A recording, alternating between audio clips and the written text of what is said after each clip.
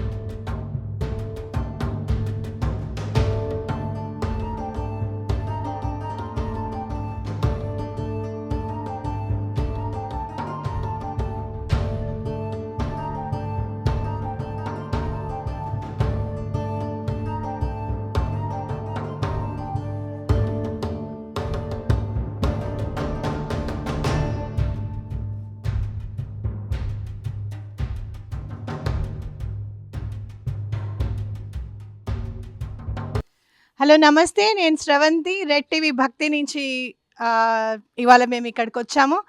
ఇక్కడ మేము ఇవాళ ప్రముఖ క్షేత్రము మాహేశ్వర్లో ఉన్నాం. మధ్యప్రదేశ్లో ఉన్న మాహేశ్వర్కి వచ్చాం. ఇంతకుముందు మాహేశ్వర్ని మాహిష్మతి సామ్రాజ్యంగా పేరు పిలువబడేది. కాలాంతరంలో మాహిష్మతి కాస్త మాహేశ్వర్ అయింది. పేరు మారిన తన ఉనికిని మాత్రం, అంటే ఆధ్యాత్మిక ఉనికిని మాత్రం ఇంకా ఇక్కడ పరిడవిల్లుతూనే ఉంది. ఎంతటి మంచి క్షేత్రము, ఎంత మనం చూడాల్సిన క్షేత్రము అని అంటే, ఒక్కసారి మీకు ఒక పేరు చెప్తాను, దాంతో మీరు చూడండి. రాణి అహల్యాబాయి హోల్కర్. మీ శక్తి అంతా ఒక చోటుకి కేంద్రీకృతమైనట్టు ఉంది కదా. అంటే ఏంటో తెలుసా? గూస్ బంప్స్ అనిపిస్తుంది కదా పేరు వినంగానే. రాణి అహల్యాబాయి హోల్కర్ అనగానే నాకు ఎంతో సంతోషం అనిపించింది. ఎందుకంటే ఎప్పుడు కూడా సనాతన ధర్మంలో స్త్రీకి ఎంతటి మహోన్నతమైన స్థానాన్ని ఇచ్చారు అనేది ఈ పేరును చూస్తే మనకు అర్థమవుతుంది. రాణి అహల్యాబాయి హోల్కర్ భర్త చనిపోయిన తర్వాత, మామగారు చనిపోయిన తర్వాత తన మరాఠా సామ్రాజ్యపు అధిష్ఠించిందనమాట. సింహాసనాన్ని అధిష్ఠించారు ఆవిడ. ఆ తర్వాత ఎన్నో క్షేత్రాల్లో మీరు చూడండి, గుజరాత్ కానివ్వండి, కాశీ కానివ్వండి, మాహిష్మతిలో కానివ్వండి, ఎన్నో గుళ్ళు కట్టించారు, ఎన్నో ధర్మశాలలు కట్టించారు. నిజంగా చెప్పాలంటే ఆవిడ ఎంత శివభక్తురాలంటే, రోజు నర్మదా నదీ తీరానికి వచ్చి శివలింగాన్ని, సైకత శివలింగాన్ని చేసి పూజించి మళ్ళీ నర్మదా నీటిలో కలిపేవారట. అందుకేనేమో ఈ ఏరియా అంతా ఎంత ప్రశాంతంగా ఉందంటే, అసలు ఒక్కసారి చూస్తేనే చాలు, జన్మ ధన్యమైపోయింది. ఎటువంటి పరిస్థితుల్లోనూ అందరూ కలిసి రావాలి, పిల్లల్ని తీసుకురావాలి అని చెప్పి నా మనసుకి అనిపించింది. అయితే ఈ క్షేత్రంలో మనము శివలింగాన్ని రాజరాజేశ్వర స్వామిగా కొలుచుకుంటున్నాం. రాజరాజేశ్వర స్వామి పక్కనే అర్జునుడు కూడా చేరాడండి దీంట్లో. రాజరాజేశ్వర సహస్రార్జున లింగం పేరు మరొకసారి చెప్తాను. రాజరాజేశ్వర సహస్రార్జున లింగం. కాబట్టి ఇక్కడ ఇంకా విశిష్టతలు ఏంటి అనేది ముందు వెళ్తూ చూసుకుంటూ వెళ్దాం. ఈ విశిష్టత గురించి, ఈ క్షేత్ర మహత్యం గురించి, అసలు రాజరాజేశ్వర సహస్రార్జున లింగంగా పేరు ఎలా వచ్చింది అని చెప్పి మనం వివరంగా చెప్పుకున్నాం కదా. అలాగే ఫస్ట్ ఇక్కడ మనకి ప్రత్యక్షంగా వినాయకుడు కనపడుతున్నాడండి. వినాయకుడిని మనం తప్పకుండా పూజించుకుందాం. ఇక్కడ ప్రత్యేకంగా నార్త్లో ఏం చేస్తారంటే, వినాయకుడిని విడిగా కాకుండా రిద్ధి సిద్ధిని కూడా పెడతారనమాట. ఆయన భార్యలుగా రిద్ధి సిద్ధి. రిద్ధి అంటే వృద్ధి చెందడమా, సిద్ధి అంటే సిద్ధించడం. కాబట్టి అమ్మవార్లను కూడా చక్కగా దండం పెట్టుకుందాం రండి.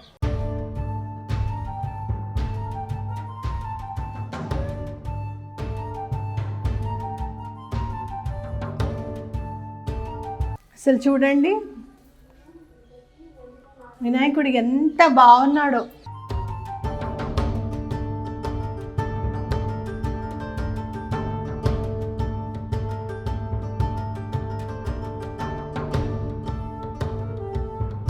మనకి ఎటువంటి ఆటంకాలు లేకుండా వినాయకుడిని సిద్ధిరెద్దితో సహా పూజించుకుంటే అసలు చాలా మంచిదండి. ఇక్కడ ఏమంటారంటే రిద్ధి సిద్ధి ఆయన భార్యలు, శుభ లాభు ఆయన పుత్రులుగా చెప్పుకుంటారనమాట ఇటు నార్త్ వైపు అంతా కూడా.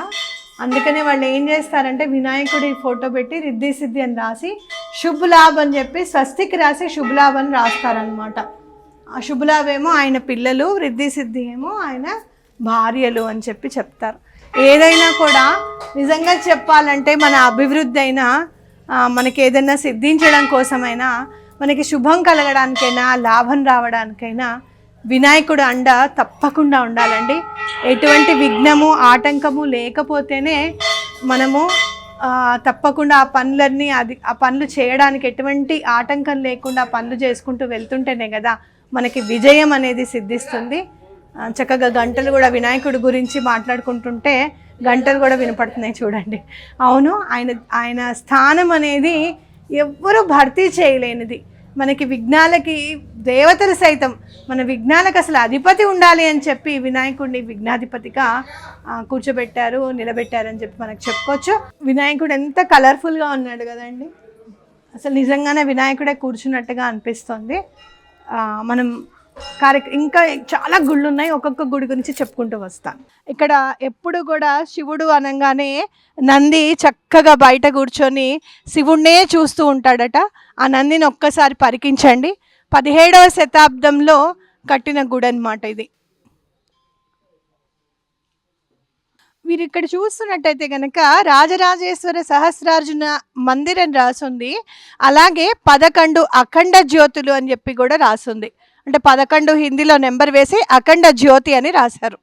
అదేంటంటే 11 అఖండ జ్యోతులు ఎన్నో వందల సంవత్సరాలుగా అలాగే వెలుగుతూ ఉన్నాయన్నమాట. ఎక్కడ కూడా నిరంతరాయంగా ఎటువంటి ఆటంకం లేకుండా అఖండ జ్యోతులు అన్ని సంవత్సరాల నుంచి వెలుగుతూనే ఉన్నాయి అని అంటే ఇది ఖచ్చితంగా స్వామి యొక్క అనుగ్రహం ఆశీస్సులు క్షేత్రానికి ఉన్నాయని చెప్పి ఖచ్చితంగా మనం చెప్పుకోవచ్చు.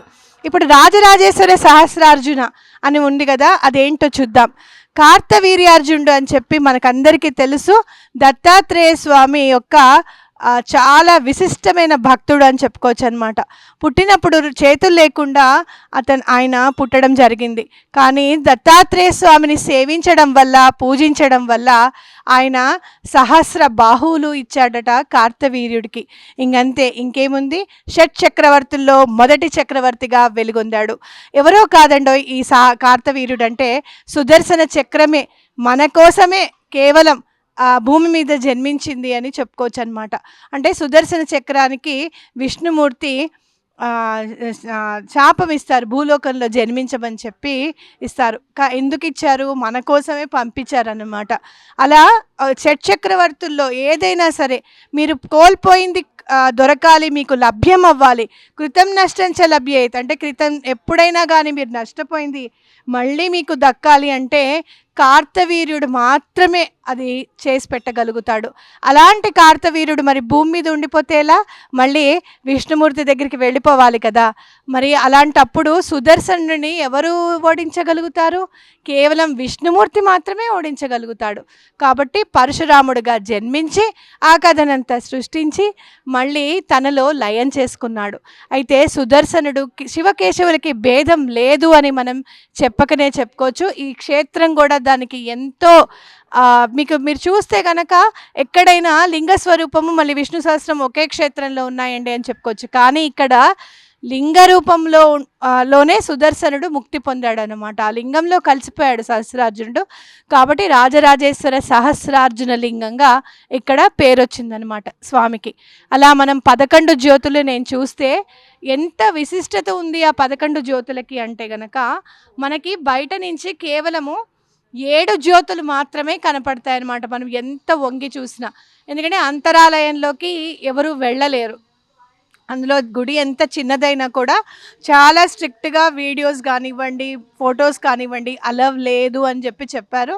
ఎంతో శ్రద్ధతో చేస్తారు ఇక్కడ పూజలు. ఎవరైనా కూడా ఈ ఊర్లో జన్మిస్తే చాలామంది అనుకుంటారట, ఈ ఊర్లో జన్మించాము అని అంటే ఇక్కడ స్వామిని సేవించడానికే మనం జన్మించాము అని ఆల్మోస్ట్ ఇక్కడే ఉండి స్వామిని నెమ్మదిగా సేవించుకుంటూ ఉంటారట, దేని గురించి ఆలోచించకుండా. కాబట్టి ఇక్కడ ఏది అలవ్ లేదనమాట. చిన్న గుడైనా కూడా మొబైల్స్ కానీ వీడియోస్ కానీ అలవ్ లేవు. అయితే అంతరాలయంలో మనకి అఖండ జ్యోతులు బయట నుంచి చూస్తే 7 జ్యోతులే కనపడతాయి. మరి మిగతా 4 జ్యోతుల్ని మనం ఎలా చూడాలి అని అంటే దూరంగా ఒక అద్దాన్ని క్రియేట్ చేశారన్నమాట. అద్దాన్ని పెట్టారు వాళ్ళు, అద్దాన్ని పెట్టారు. అద్దంలో 4 జ్యోతులు మనకి అద్దంలో చక్కగా కనపడతాయి. 7 + 4 11 జ్యోతులు కనపడతాయి. ఎన్నోసార్లు నేను చెప్పాను, సంఖ్యాశాస్త్ర పరంగా 11కి చాలా విశిష్టత ఉంది అని చెప్పాను. అంటే 11 అని అంటేనే యూనివర్స్ నెంబర్ కూడా మనం అనుకున్నాం కదా 1176లో 11 ఉంది కదా. కాబట్టి ఇక్కడ కూడా మీరు చూసారు కదా 11 జ్యోతులు వెలుగుతూ ఉన్నాయన్నమాట. కానీ నాకైతే మాత్రం అనాలిసిస్ చేస్తే, మనం ఏదైనా ముందు అనాలిసిస్ చేస్తాం కదా, 7, 4 ఎందుకు పెట్టాడు స్వామి అని అంటే 7 సంఖ్య మన షట్చక్రాలకి సంబంధించింది.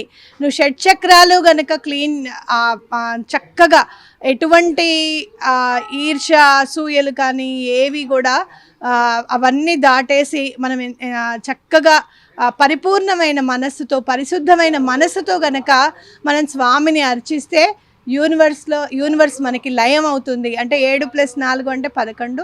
అలా యూనివర్స్ నెంబర్లోకి మనం లయం అవుతాము అని చెప్పి కూడా మనం అనుకోవచ్చు అనమాట. అలా ఇంకా కొంచెం అనాలిసిస్ చేస్తే అసలు 7, 4 ఎందుకు విడివిడిగా కనపడేటట్టు చేశారు అని కూడా మన మనసుకి స్ఫురణకి తప్పకుండా అర్థమవుతుంది అని నేను భావిస్తున్నాను. ప్రస్తుతం అయితే 7 అనేసరికి నాకు షట్చక్రాలు గుర్తుకొచ్చాయి అన్నమాట. ఇవి మనం ఎంతో చక్రాలు ఎప్పుడు మనకి పరిశుద్ధంగా ఉంటాయి, క్లీన్గా ఉంటాయి. మనలో ఎటువంటి అహంభావం కానివ్వండి, ఈర్ష అసూయ ద్వేషాలు ఏవి, కోపం ఇలాంటివన్నీ ఏమీ లేనప్పుడు ఆనందం వచ్చినా ఒకలానే ఉండాలి, బాధ వచ్చినా ఒకలానే ఉండాలి, అన్నీ స్వామికి సమర్పించాలి. మనం మానవ మాత్రులం, ఒకలాగా ఉండలేం. ఒక 4-5 రోజుల క్రితం కూడా నాకు ఒక టెన్షన్ వస్తే చాలా వన్ వీక్ బిఫోర్ ఒక టెన్షన్ వస్తే చాలా టెన్షన్ పడిపోయాను నేను. కానీ ఒక గురువు సన్నిధికి వెళ్ళిన తర్వాత అసలు నేనెందుకు టెన్షన్ పడాలి, ఆయన ఎదురుగుండా కనపడుతూ ఉంటే నేనెందుకు బాధపడాలి, ఆయన చూసుకుంటారు అని చెప్పి క్షణంలో ఆ బాధ అంతా తొలగిపోయి నీదే నాయన ఇంకా అని చెప్పి ఆయన భుజాల మీదే నా భారాన్ని మోపేసి ఇంకా దర్శనం చేసుకొని వచ్చాను అనమాట. కాబట్టి ఏంటంటే అట్లా ఎటువంటి ఆనందం వచ్చినా ఆయన ఇచ్చిందే, సంతోషం వచ్చినా ఆయన ఇచ్చిందే, బాధ వచ్చినా ఆయన ఇచ్చిందే, ఏదైనా టెన్షన్ కూడా ఆయన ఇచ్చిందే. కాబట్టి ఆయనే తీర్చేస్తాడు అనే నమ్మకాన్ని సంతరించుకోవాలి అని చెప్పి మనం అనుకోవచ్చు. అలా ఎటువంటివి లేకుండా మన చక్రాస్ అన్నీ కూడా క్లెన్స్గా ఉంటే భగవంతుడు తప్పకుండా మనకి అర్థమవుతాడు అని చెప్పి ఇలా విడివిడిగా కనపడేటట్టు చేశారేమో. కానీ అలాంటి అఖండ జ్యోతులు అలా వెలుగుతున్నాయి అని అంటే నాకు చాలా సంతోషం అనిపించింది. అంటే ఎటువంటి కర్మనైనా సరే పరిపక్వం చేయగలిగేది దీపం మాత్రమే అనేది నా గట్టి విశ్వాసం అనమాట. అందుకే కార్తీక మాసంలో దీపాలు వెలిగించండి, సంవత్సరం మొత్తం వెలిగించకపోయినా పర్వాలేదు అని అంటే కనీసం 1 నెల కంటిన్యూగా మనం దీపాలు వెలిగిస్తే మన కర్మంతా పరిపక్వం అవుతుంది అని చెప్పి భగవంతుడు మనకి ఆ అవకాశాన్ని ఇచ్చాడు అని చెప్పుకోవచ్చు. రెడ్ టీవీ భక్తి ప్రేక్షకులు కూడా చాలా అదృష్టవంతులు అనుకోవచ్చు. మీతో పాటు మేము కూడా అదృష్టాన్ని మాకు కూడా పంచారు. మీకు ఏదైనా చూపించాలి కార్తీక మాసం అని చెప్పి అనుకోవడము, శ్రీశైలం దర్శనం క్షేత్రాన్ని దర్శించుకోవడము, అక్కడి నుంచి స్వామి అనుగ్రహంతో లక్షపత్రి పూజ ఫణిభాస్కర్ గారు ఆయన చేశారు కదా లక్షపత్రి పూజ, అది కూడా మీరందరూ చూసే ఉంటారు. లక్షపత్రి పూజ చూడడము, తర్వాత మళ్ళీ అదే కార్తీక మాసంలో మనం అదే మాహేశ్వర్ మళ్ళీ ఇక్కడికి వచ్చి కార్తీక మాసంలో ఈ అఖండ జ్యోతుల గురించి చెప్పుకోవడం జరిగింది. అఖండ జ్యోతులు మాత్రం చూపించలేను, అంతరాలయంలో అస్సలు అలవలేదని చెప్పారు. కాబట్టి మీకు అక్కడ బోర్డు చూపించాను. తప్పకుండా పిల్లల్ని తీసుకొని వచ్చి చూడవలసిన క్షేత్రం అన్నమాట ఇది.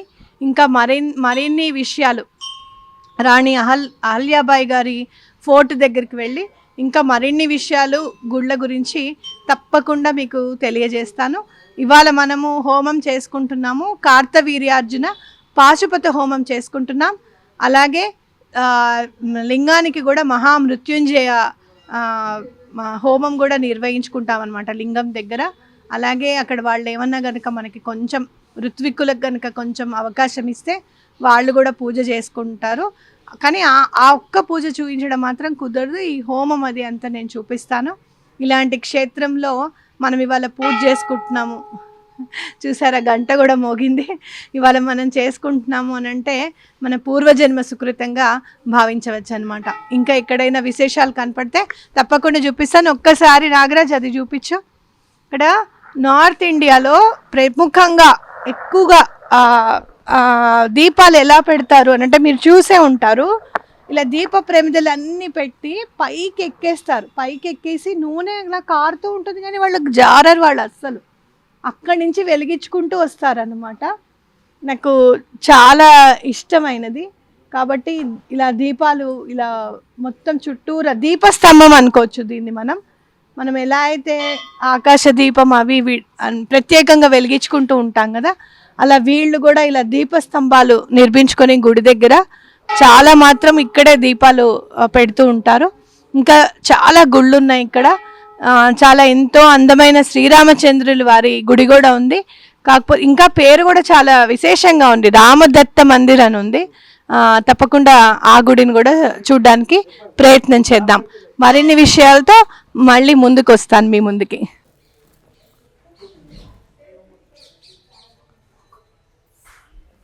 దగ్గరికి రా. ఇక్కడ ఇది చూడండి, సరస్వతి అమ్మవారు, మహిషాసుర మర్దిని, లక్ష్మీదేవి ముగ్గురు కూడా వేంచేసి ఉన్నారు.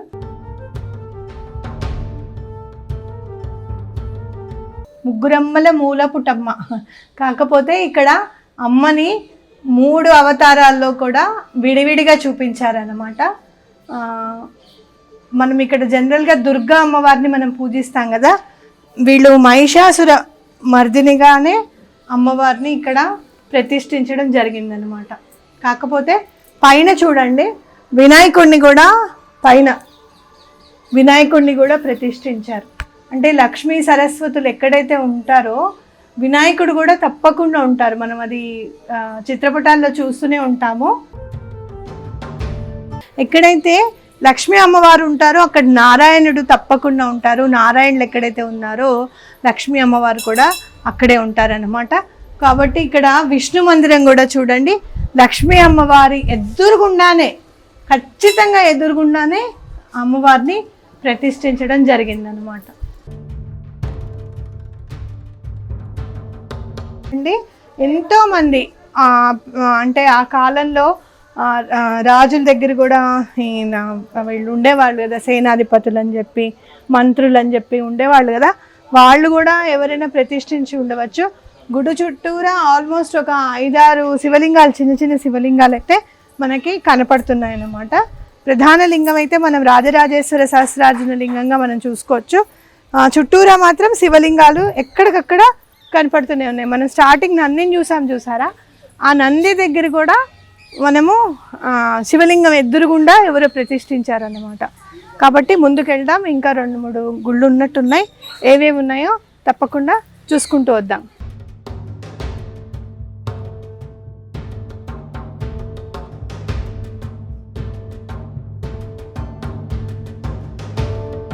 కార్తవీర్యార్జునుడు సహస్రబాహు అని అనుకోవడమే కానీ ఆయన గుడి ఎక్కడ ఉంది, ఆయన ఎక్కడికి వెళ్ళి ఆయనను పూజించాలి అని చెప్పి ఎప్పుడు కూడా మనం వెతుక్కుంటూనే ఉంటాం. మీరే కాదు, నేను కూడా వెతుక్కుంటాను. ఇంకోటి ఏంటంటే సహస్రార్జునుడు కానీ వీళ్ళందరినీ చూసి నాకు అనిపిస్తుంది అంటే భూమి మీద పుట్టి దేవుణ్ణి దైవాన్ని పూజించి ఆయన యొక్క ఆశీస్సులతో ఆయనే దైవంగా మారడం అంటే అది నిజంగా ఎవరికో కానీ ఉండదండి ఆ సుకృతము. ఎంత సుదర్శనుడు అయినప్పటికీ భూమి మీదకి వచ్చేటప్పటికి వాళ్ళు ఏంటి అనేది మర్చిపోతారట. అంటే పుట్టిన తర్వాత క్రితం ఏది గుర్తుండదట వాళ్ళకి. అయినా కూడా గుర్తు లేకపోయినా ఆ పూర్వజన్మ సుకృతాన్ని బట్టి మనకి దైవ ఆరాధన అనేది అలవడుతుందన్నమాట. కాబట్టి అలా మళ్ళీ చేతులు లేకపోతే చూడండి, ఇప్పుడు సహస్ర బాహు చూడండి, ఆయనను చూస్తేనే చూపించి రాజు, ఆయనను చూస్తేనే మనకి మనకి ఏ కష్టం వచ్చినా, మనం ఏం నష్టపోయినా మనకి ఏమి భయం లేదు. ఈ కార్తవీర్యార్జునుడు ఉన్నాడు, ఆయన సహస్ర బాహులతో మళ్ళీ మనకి తెచ్చి మన ఒడి నింపుతాడు అనేది ఖచ్చితంగా మనకి ధైర్యం లభిస్తుందన్నమాట. నిజంగా విష్ణుమూర్తి ఎంత కారుణ్యమూర్తి అండి భగవంతుడు. సుదర్శనుడు తన దగ్గర ఉంటే కాదు, భూమి మీద కూడా వాళ్ళకి అందుబాటులో ఉండాలి అని చెప్పి డైరెక్ట్గా సుదర్శన్ని పంపించాడు అనుకోండి, మనం ఆ స్పిన్నింగ్ని స్పీడ్లో తిరుగుతూ ఉంటుంది చూసారా, దాన్ని మనం భరించగలగాలి కదా. అలా కాకుండా మామూలుగా ఒక షట్చక్రవర్తుల్లో మొదటి చక్రవర్తిగా ఆయనని పంపించి మళ్ళీ ఆయనకి దత్తాత్రేయ స్వామి యొక్క అనుగ్రహం లభించే విధంగా ఆయనని అనుగ్రహించి ఆ అనుగ్రహంతో మనందరినీ కూడా ఇంకేం భయం లేదు. ఏదన్నా పోగొట్టుకుంటే కార్తవీర్యార్జునుడిని స్మరిస్తే చాలు మనకి చక్కగా, ఎలా అయితే దత్తాత్రేయ స్వామి స్మరణ మాత్రమే సంతుష్టుడు అని అంటారో, కార్తవీర్యార్జునుడు కూడా అలానే సహస్ర బాహువులు ఉండి స్మరణ మాత్రమే సంతుష్టుడనే చెప్పాలి. నాకు చాలా సంతోషంగా ఉంది. ఇదివరకే చెప్పాను, నేను వనదుర్గా సమేత కార్తవీర్యార్జున స్తోత్రం చదివానండి నేను అని చెప్పి. ఇందులో వనదుర్గ కూడా చాలా పవర్ఫుల్. ఆవిడ టెంపుల్ ఎక్కడుందో నేను మళ్ళీ మీతో ఇవన్నీ విశేషాలు పంచుకుంటాను కదా ఆ స్టూడియోలో, అప్పుడు చెప్తాను. ఆ గుడికి కూడా మిమ్మల్ని తప్పకుండా తీసుకొని వెళ్తాను. ఎక్కడో కాదు, దగ్గరలోనే ఉంది ఆ టెంపుల్. కాకపోతే వనదుర్గ ఆవిడ అని చెప్పి మనందరికీ తెలియదు అనమాట. తప్పకుండా మీకు చెప్తాను. నాకు స్వామి వనదుర్గ అంటే ఎవరు అని అంటే, నాకు ఎవరు ఎక్కడ ఉంది గుడి అని అంటే నాకు చక్కని నిదర్శనంతో చూపించారనమాట. ఈవిడే వనదుర్గ అని చెప్పి. తప్పకుండా మీ అందరికీ అది షేర్ చేస్తాను. తప్పకుండా వనదుర్గ ఆలయానికి కూడా మిమ్మల్ని తీసుకొని వెళ్తాను. కార్తవీర్యుడికి చక్కగా దండం పెట్టుకోండి.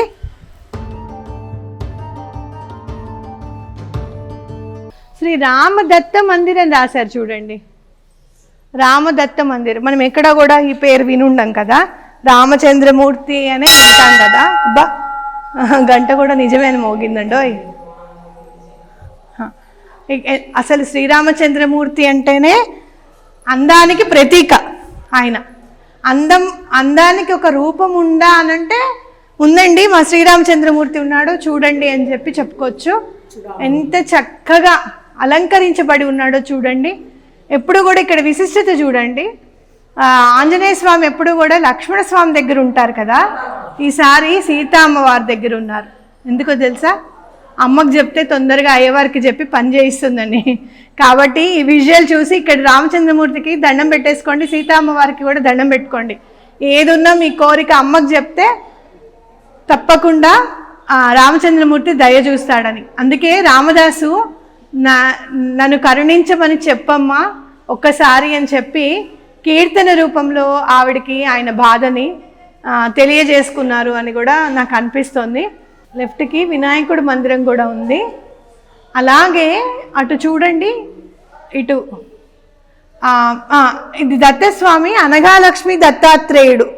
అక్కడ చూడు, మీకు కామధేనువు కూడా కనిపిస్తుంది చూసారా. అందుకే పక్కన కూడా దత్తాత్రేయుడిని విడిగా కూడా పెట్టారు వీళ్ళు. అందుకే దత్తాత్రేయ స్వామి క్షేత్రం కదండి కార్తవీర్యార్జునుడు అంటే. దత్తాత్రేయ స్వామి యొక్క భక్తుడు కాబట్టి మన ఈ శ్రీరామచంద్రుడు కూడా ఇక్కడ రామదత్తుడు అయ్యాడనమాట. అంతేగా.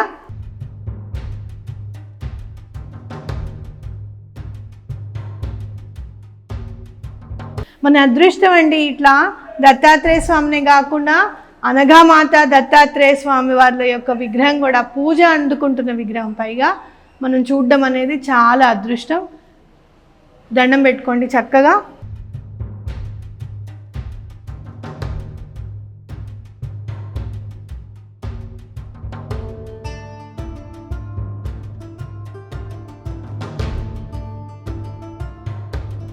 మనం ఇక్కడ చూస్తే చూడండి సూర్యనారాయణ మందిర్.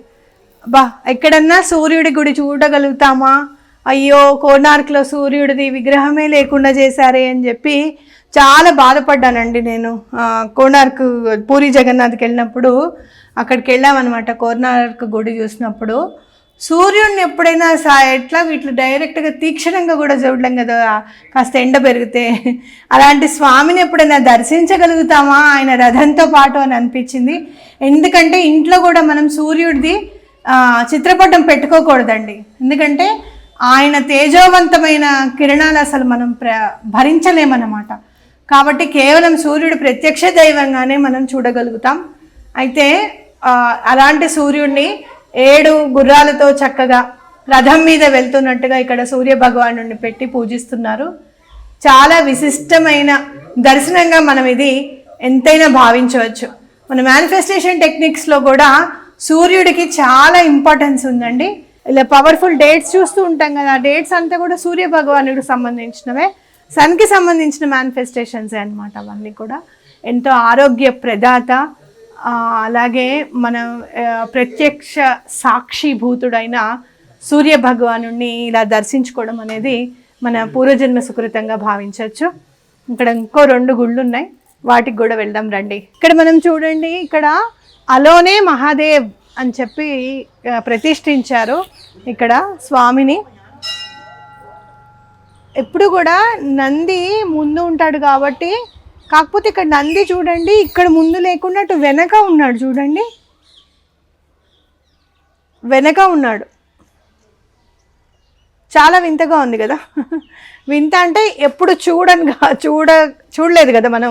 నంది అంటే తప్పకుండా ఆయన ముందే ఉంటాడు కదా జనరల్గా గుడికి ముందు. అలాంటిది నంది ఇక్కడ వెనకగా ఉండి పరీక్షిస్తున్నాడు అనమాట, స్వామిని పూజించుకుంటున్నాడు. ఎప్పుడు నేనైనా కాస్త మీరు కూడా ఉండి కాస్త స్వామిని పూజించుకోండి, నేను మీకేం అడ్డు ఉండనులే అని చెప్పి ఆయనే వెనకకి వెళ్ళాడేమో పాపం. ఓకే, ఇప్పుడు మనం చూసేసాం, అన్ని గుళ్ళు చూసాము. ఇక్కడ చాలా సంతోషంగా ఉంది. పేర్లన్నీ కూడా. ఇంకొక గుడి ఉందండి, అది కూడా ఒక్కసారి చూయించేసి. ఇక్కడ చూడండి శివలింగము ఎంత లోపలికి ఉందో. కాదేది పూజకి అనర్హం అన్నట్టు. అలా అది పూర్వం అండి ఎవరైనా నదుల్లో స్నానం చేస్తూ ఉంటే కూడా వాళ్ళ చేతుల్లోకి రాళ్ళు వచ్చేసేవట ఇట్లా. ఓకే, అలా వచ్చేసినప్పుడు వాళ్ళ మనసుకి స్ఫురణకి అది ఏ భగవంతుడిది అని అనిపిస్తే అది శివుడుగా అనిపించిందేమో వాళ్ళకి. అది ఏమాత్రం చెక్కబడినట్టుగా లేదు, అలానే రాయి తీసుకొని వచ్చి పెట్టేశారనమాట. అట్లానే ఎవరు ప్రతిష్ఠించారో మహానుభావులు, నిజంగా అదృష్టవంతులనే చెప్పుకోవచ్చు.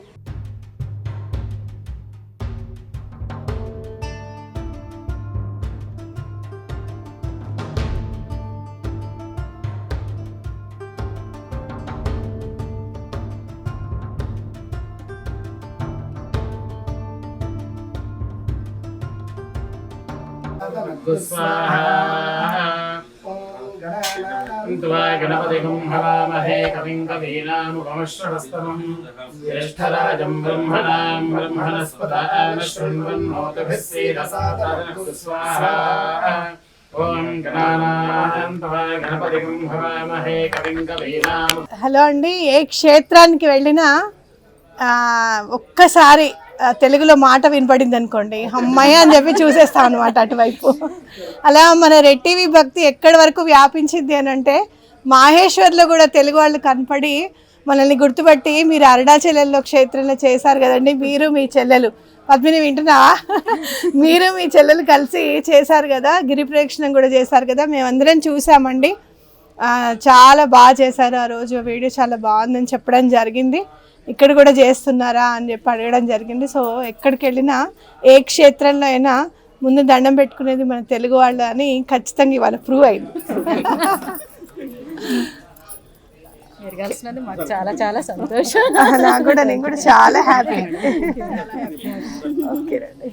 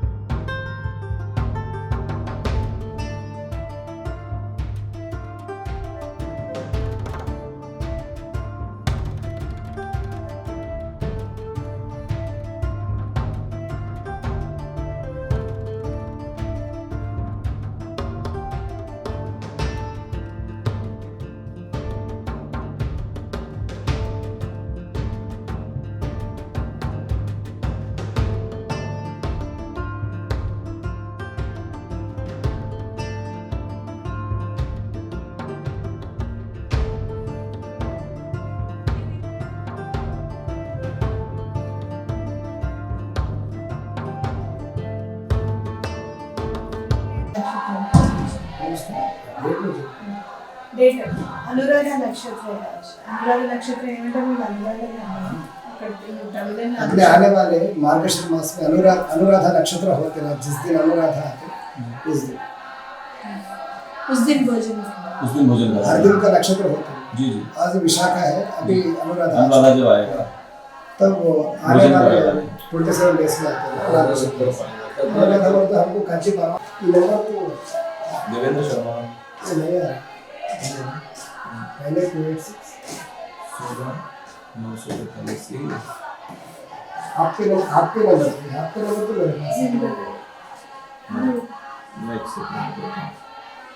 मेरे पास ऊपर कर नंबर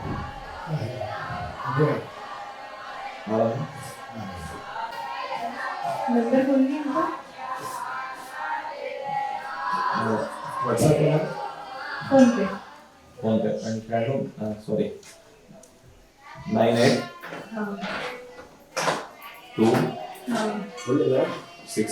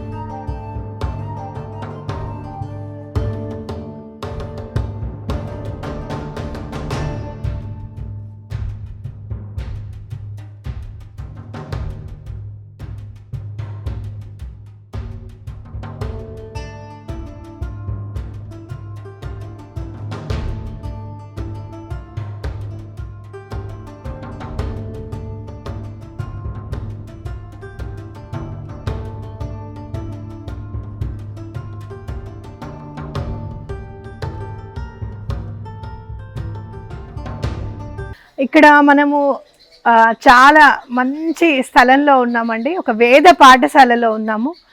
పిల్లలందరూ కూడా వారి వారి తల్లిదండ్రులను అంతా వదిలేసి ఇక్కడికి వచ్చి సుమారు 8 సంవత్సరాలు వేదం నేర్చుకుంటారు. అయితే మనం కృష్ణ యజుర్వేదం నేర్చుకుంటాం, ఇక్కడ శుక్ల యజుర్వేదం నేర్పిస్తారు. శుక్ల యజుర్వేదం నేర్పిస్తారు పిల్లలు. చక్కగా అందరూ కూడా అన్నదమ్ముల్లాగా కలిసిమెలిసి ఉండి చక్కగా తల్లిదండ్రులందరినీ కూడా వదిలేసి వాళ్ళ కుటుంబాన్ని వదిలేసి పాపం సంవత్సరానికి ఒక్క నెల రోజుల్లో 15 రోజుల్లో పంపిస్తారండి. 8 సంవత్సరాలంతా మళ్ళీ పంపించరు. ఇంకా అంత స్ట్రిక్ట్గా ఉంచుతారన్నమాట. వేద పాఠశాలలో ఎప్పుడైనా కానీ మనం ఏమైనా పిల్లలకి తినడానికి ఇచ్చారా లేదా, పిల్లలు తిన్నారా లేదా అని కంచి పరమాచార్య గారు ఎప్పుడు కూడా పిల్లల విషయం కనుక్కుంటూ ఉండేవారట. పిల్లలు ఏదైనా ఎవరైనా మంచి స్వీట్ కానీ మంచిగా ఫలాలు కానీ తెచ్చిస్తే ముందు పిల్లలకి ఇవ్వండి, వేద పాఠశాలలో పిల్లలకి ఇవ్వండి, వాళ్ళు ఇష్టంగా తింటారు, పాపం తల్లిదండ్రులను వదిలేసి వచ్చి ఇక్కడ మన దగ్గర ఉన్నారు అని చెప్పి ముందు వాళ్ళకి ఇంపార్టెన్స్ ఇచ్చేవారట కంచి పరమాచార్య గారు. అందుకని నేను ఎప్పుడైనా కూడా ఎక్కడికైనా వస్తే ముందు వేద పాఠశాలలో భోజనానికి కట్టడానికి ఎంతో సుముఖత చూపిస్తాను, ఆశీర్వాదం ఉంటుంది అని చెప్తాను. భగవంతుడు మనం ఏదైనా మంచిని అనుకుంటే ఎలా చేయిస్తాడో చూడండి. యాక్చువల్గా వేద పాఠశాలకు వచ్చినప్పుడు ఇక్కడ కొంచెం అమౌంట్ కడదాము అని చెప్పి నేను అనుకున్నాను, ఒక్కరోజు భోజనానికి అని చెప్పి కడదాం అనుకున్నాం. అయితే అలా కట్టాలి అని అనుకున్నప్పుడు నా ఉద్దేశం ఏంటంటే కంచి పరమాచార్య గారి అనురాధ నక్షత్రం, ఆయన జన్మ నక్షత్రానికి కట్టాలి అని నా ఆలోచన. అలా కడదాము అని అనుకున్నప్పుడు బుక్ ఓపెన్ చేస్తే జనవరి 8వ తారీఖు అనురాధ నక్షత్రం అయింది మళ్ళీ. అయితే ఇవాళ అనురాధ నక్షత్రం సోమవారం, వేద పాఠశాలలో మాకు ఇక్కడ భోజనం కూడా ఏర్పాటు చేశారు. కంచి పరమాచార్య గారి అనుగ్రహంతోనే ఇవాళ భోజనం చేస్తున్నాము అని అనిపించింది. చాలా సంతోషంగా వచ్చాను ఇక్కడికి. అయితే మళ్ళీ నెక్స్ట్ కడదాము అని అనుకునేటప్పటికి జనవరి 8వ తారీఖు ఆల్రెడీ ఫిలప్ అయిపోయిందన్నమాట. మరి ఏం చేద్దాము అని ఆలోచించి దత్త పౌర్ణిమ రోజు భోజనం పెట్టండి అందరికీ అని చెప్పడం, దత్త పౌర్ణిమ రోజు బుక్ చేయడం అనేది జరిగింది.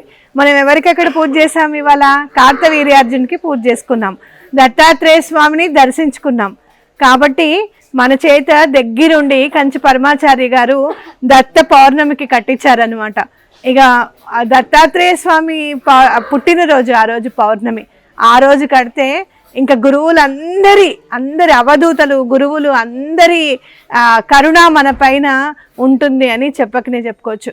అలా భగవంతుడిని నమ్మితే మనం ఏం చేయాలనుకున్నా కూడా ఆయన ప్లాన్ చాలా సూపర్ ప్లాన్తో ముందుకెళ్తుందనమాట.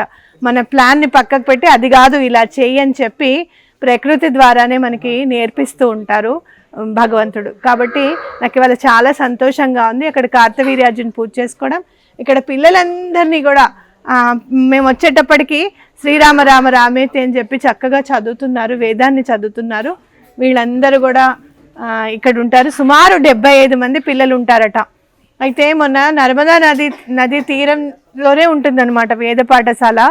మరి నర్మదా నది ఉగ్ర రూపం దాల్చి మొత్తము పాఠశాలనంతా కూడా కబళించేసింది, లైబ్రరీని మొత్తం అంతా మునిగిపోయిందనమాట. కాబట్టి వాటర్ బాగా ఎక్కువగా వచ్చేసాయట మొన్న సెప్టెంబర్ నెలలోన. మళ్ళీ దీన్నంతా కూడా బాగు చేసుకొని మళ్ళీ పిల్లలకి అన్నీ కూడా సమకూర్చడంలో ఉన్నారు. అలానే ఇక్కడ మనం ఇవాళ గోశాల కూడా ఉంది, ఇక్కడ గోశాలను కూడా చూడవచ్చు. ఇంత మంచి ప్లేస్కి వచ్చాము, చాలా అదృష్టవంతులు అని చెప్పుకోవాలి.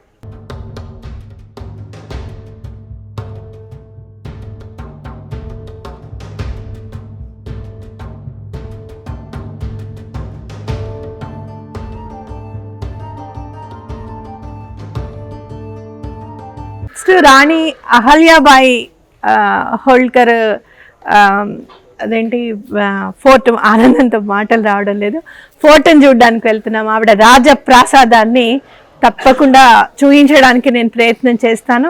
చాలా టైట్ షెడ్యూల్తో వచ్చాను, 4 హోమాలు 2 రోజులు అనమాట. చాలా టైట్ షెడ్యూల్తో వచ్చాను. బట్ స్టిల్ అందులో ఈసారి పద్మిని రాలేదు. చాలా అంటే హెక్టిక్ షెడ్యూల్ అనిపిస్తుంది అనమాట దానివల్ల. ఎందుకంటే తను చేసే వర్క్ ప్లానింగ్ కానీ అక్కడ చేద్దాం ఇక్కడ చేద్దాం అంతా ప్లానింగ్ అంతా తనే చేసుకుంటుంది కదా. ప్లానింగ్ కూడా కొంచెం మీద పడేసరికి అలవాటు లేని పని కదా, కొంచెం కష్టపడాల్సి వస్తుంది. రాణి అహల్యాబాయి ఫోర్ట్ కూడా మళ్ళీ నెక్స్ట్ వీడియోలో మీకు చూపించడం జరుగుతుంది.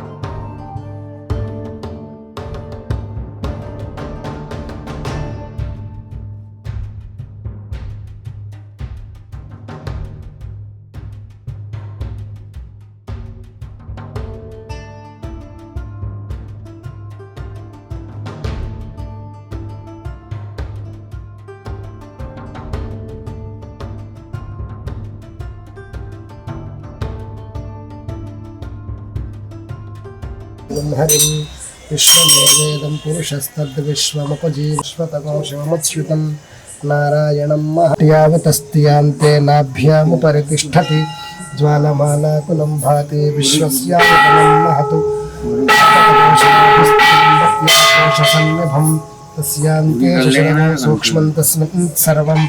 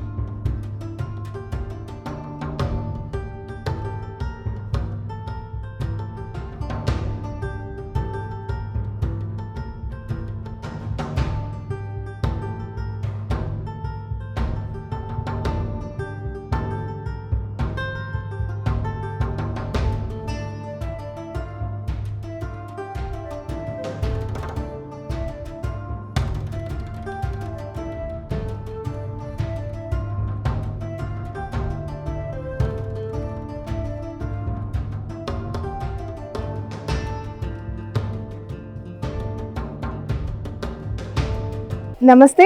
ఇవాళ మనము రాణి అహల్యాబాయి హోల్కర్ ఫోర్ట్లో ఉన్నాం, అంటే కోటలో ఉన్నాం. రాణి అహల్యాబాయి హోల్కర్ జీవితం గురించి ఒక్కసారి మనము తలుచుకుంటే కనుక ఆవిడ జీవితంలో తల్లిదండ్రులు అత్తమామలు పోషించిన పాత్ర చాలా వెలకట్టలేనిది. ఎందుకంటే ఆ రోజుల్లో నీకు చదువు అవసరము అని చెప్పి తండ్రి చక్కగా చదువు చెప్పించారు. అలాగే ఆవిడ పెళ్లి చేసేసుకున్న తర్వాత అత్తగారు కూడా చాలా ప్రోత్సహించారు. అంటే ఆవిడకి చిన్నప్పటి నుంచే సైనిక కవాతాన్ని ఎట్లా మెయింటైన్ చేయాలి, అలాగే అకౌంట్స్ ఎట్లా మెయింటైన్ చేయాలి, ఇవన్నీ కూడా ఆవిడ అత్తగారి దగ్గరే నేర్చుకున్నారట. అలాగే ఆవిడ భర్త ఫిరంగి గుండుకి తగిలి ఆయన చనిపోయారన్నమాట. చనిపోయినప్పుడు అప్పుడు ఏంటంటే సతీ సహగమనం అనేది ఉంది. అంటే భర్త చనిపోతే అదే చితిలో భార్య కూడా తనంతటి తానే ప్రవేశించి ప్రాణాలు అర్పించాలి. అయితే నేను అలానే చేస్తాను అని చెప్పి ఆవిడ అన్నీ సమకూర్చుకున్నారట. ఎందుకు అలా చేస్తావు అని అంటే, నా భర్త ఎప్పటికీ నీతోడే ఉంటాను, నీ వెంటే ఉంటానని చెప్పి అకస్మాత్తుగా నన్ను వదిలి వెళ్ళారు. కాబట్టి నేను కూడా సతీసాగమనం చేస్తాను అని చెప్పానంటే ఆవిడ మామగారు అన్నారట, చివరి వరకు తోడుంటాడు అని కొడుకు పుట్టాక చివరి వరకు తోడుంటాడని నేను అనుకున్నాను, కానీ వాడు మధ్యలోనే వెళ్ళిపోయాడు. నువ్వు కూడా అలానే వెళ్ళిపోతావా, అలా కుదరదు అని అంటే, లేదు నేను చేస్తానని ఆవిడ పట్టుపడితే, అయితే సరే ఫస్ట్ నేను చనిపోతాను, తర్వాత నువ్వు సతీసాగమనం చెయ్యి అని అనేసరికి ఆ ఒక్క మాటతో ఆవిడ ఆగారట. నిజంగా ఆ రోజు ఆయన అలా చేశారు కాబట్టి మన రాణి అహల్యాబాయి గారి వీరత్వాన్ని మనం ఈరోజు ఈ కోట గోడల్లో చూడగలుగుతున్నాం. ఎందుకు అనంటే ఆవిడకి పరమశివుడు అంటే ఎంత భక్తి అంటే, ప్రతిరోజు నర్మదా నది తీరానికి వెళ్ళి సైకత లింగాన్ని తయారు చేసి ఆ నీళ్ళల్లో నర్మదా నది నీళ్ళలో మళ్ళీ సమర్పించేసేవారట. ఎంతో పూజ చేసుకునేవారట. అలాగే కార్యకలాపాలకు వస్తే సైనికుల్ని ఎలా శిక్షణ ఇవ్వాలి వాళ్ళందరికీ అని చెప్పంటే ఆర్మీ గురించి మొత్తం తెలుసు అన్నమాట ఆవిడికి. చాలా జాగ్రత్తగా ఉండేవారట. ఎప్పటికప్పుడు ఎవరున్నారు, పొలిమేర్లలో ఎవరున్నారు, ఎవరన్నా రాజ్యం మీదకి దండెత్తి వస్తున్నారా అని చెప్పి ఎప్పటికప్పుడు సమాచారాన్ని సేకరిస్తూ ఉండేవారట. అంటే ఆవిడ మినిమం 70 ఇయర్స్ మ్యాక్సిమం బ్రతికారు. 20 ఏళ్ళు 30 ఏళ్ళు వచ్చేసరికి ఆవిడ అధిష్ఠించారనమాట సింహాసనాన్ని. అన్నేళ్ళు అప్రతిహతంగా పరిపాలించడం అనంటే ఆ రోజుల్లో చాలా కష్టం. ఎందుకంటే 1725లో ఆవిడ పుట్టారు, 1794లో ఆవిడ చనిపోయారు. ఆ రోజుల్లో ఇన్వేడర్స్ ఎక్కువ, అంటే మనకి ముస్లింలు కావచ్చు, లేకపోతే బ్రిటిషర్స్ కావచ్చు, అట్లా ఇన్వేడ్ చేశారు కదా, చాలామంది వచ్చి పరిపాలిస్తాం మిమ్మల్ని అని చెప్పి మన నెత్తి మీద ఎక్కి కూర్చున్నారు కదా. అలాంటివి చాలా ఉన్నాయన్నమాట. కానీ వాళ్ళందరినీ కూడా వాళ్ళు ఎప్పటికప్పుడు రాజ్యం మీద, మన భారతదేశం మీద దండెత్తడము, ఆ గుళ్ళన్నీ కూడా నాశనం చేయడం, వెళ్ళిపోవడం, మళ్ళీ కూడా ఆ గుళ్ళన్నీ పునర్నిర్మించడం.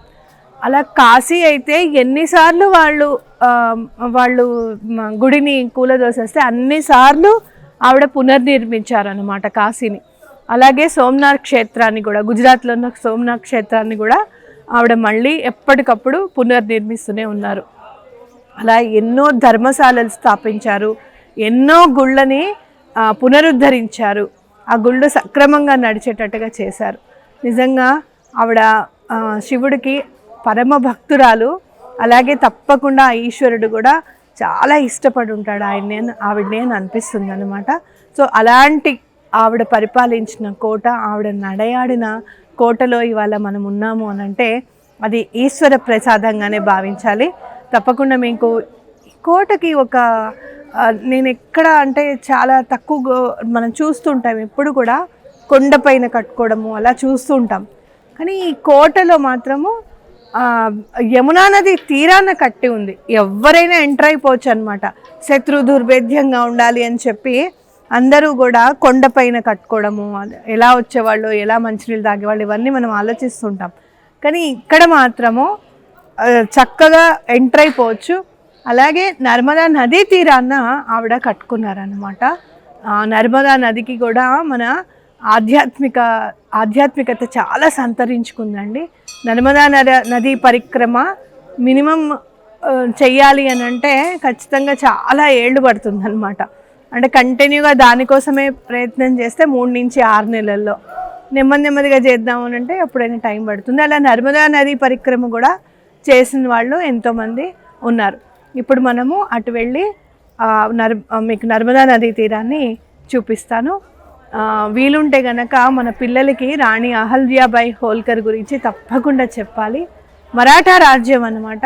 చిన్నప్పటి నుంచి కూడా సనాతన సాంప్రదాయాన్ని, హిందుత్వాన్ని చక్కగా అర్థం చేసుకొని ఆవిడ అటు శివుడికి కానీ ఇటు ప్రజలకి కానీ ఎంతో సేవ చేశారు. కాబట్టి కోటలో ఆవిడ అష్టధాతువులతో